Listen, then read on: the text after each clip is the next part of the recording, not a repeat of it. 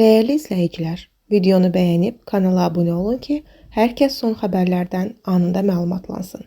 Sosial verilişlərin eksperti tanınmış vəkil Şəfiqə Nağıyev ailə həyatı ilə bağlı səmimi açıqlamalar verib.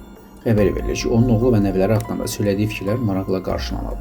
Şəfiqə Nağıyev bildirib ki, hazırda tək yaşayır. Oğlu isə ailəsi ilə birlikdə ayrıca mənzildə qalır. Özüm tək yaşayıram, oğluma ayrıca ev almışıq. O ailəsi ilə yaşayır, oğlum köməkçi işləyir. Maşının pulunu mən verirəm, amma çox əziyyət çəkir. Buna baxmaraq, məni bir dəqiqə belə tək qoymur. Evə gedəndə də yığır, deyirəm ki, imkan verir biraz dincəlim.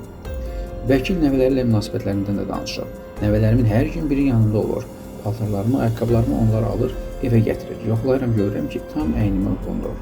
Oğlu ilə münasibətinə toxunan Şəfiqə Nağıyeva heç vaxt ona qarşı sərt olmadığını qeyd edib. Oğlumla heç vaxt sərt olmamışam.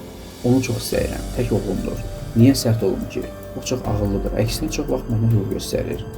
Açıqlamasının sonunda özünün xoşbəxt insan hesab etdiyini deyən Şəfiqə Nağıyeva bunları əlavə edib. Nəvələrimi görməyəndə darıxıram. Instagramda mənə yazırlar ki, kaş sənin kimi nənəmiz olaydı.